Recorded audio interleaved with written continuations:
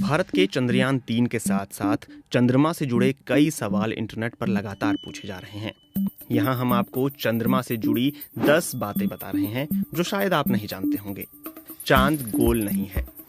पूर्णिमा के दिन चंद्रमा बिल्कुल गोल नजर आता है, लेकिन असल में यह किसी गेंद की तरह गोल नहीं बल्कि अंडाकार है।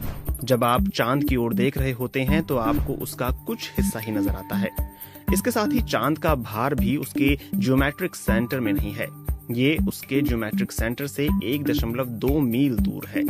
कभी पूरा नहीं दिखता चंद्रमा। अगर आप कभी भी चांद देखते हैं तो आप उसका अधिकतम 59% हिस्सा देख पाते हैं। चांद का 41% हिस्सा धरती से नजर नहीं आता।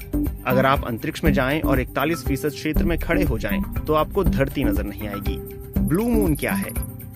माना जाता है कि चंद्रमा से जुड़ा ब्लू मून शब्द साल 1883 में इंडोनेशियाई द्वीप क्राकातोवा में हुए ज्वालामुखी विस्फोट की वजह से इस्तेमाल में आया।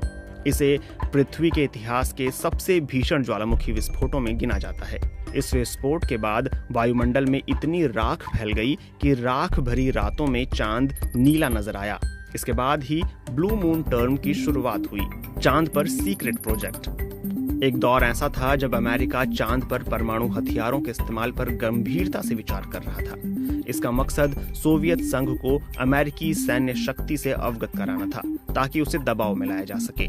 इस गुप्त परियोजना का नाम a study of lunar research flights और प्रोजेक्ट A119 था। चांद पर गहरे गड्ढे कैसे बने? चीन में कुछ लोगों के बीच एक धारणा प्रचलित थी कि चांद पर एक मेंढक रहता है जो चांद के गड्ढों में बैठता है, लेकिन असल में चांद पर मौजूद इम्पैक्ट क्रेटर यानी गहरे गड्ढे अब से 4 अरब साल पहले आकाशीय पिंडों यानी सेलेस्टियल बॉडीज की टक्कर से बने हैं। पृथ्वी की रफ्तार धीमी कर रहा है चांद। जब चंद्रमा पृथ्वी के सबसे करीब होता है तो इसे पेरिग्री कहते हैं। इस दौरान ज्वार भाटा का स्तर सामान्य से काफी बढ़ जाता है। इस दौरान चंद्रमा पृथ्वी की घूर्णन शक्ति यानी उसकी रोटेटिंग पावर को भी कम करता है, जिसकी वजह से पृथ्वी हर एक शताब्दी में 1.5 मिलीसेकंड धीमी होती जा रही है। चंद्रमा की रोशनी। पूर्णिमा के चांद की तुलना में सूरज 14 गुना अधिक चमकीला होता है। पूर्णमासी के एक चांद से आप अगर सूरज के बराबर की रोशनी चाहेंगे तो आपको 3,98,110 चंद्रमाओं की जरूरत पड़ेगी। जब चंद्र ग्रहण लगता है तो चंद्रमा पृथ्वी की छाया में आ जाता है और उसकी सतह का तापमान 500 डिग्री फ़ारेनहाइट तक गिर जाता है और इस प्रक्रिया में 90 मिनट से भी कम का समय लगता है। लियोनार्डो दा विंसी ने पता लगाया था। कभी कभी चांद एक छल्ले की तरह लगने लगता है।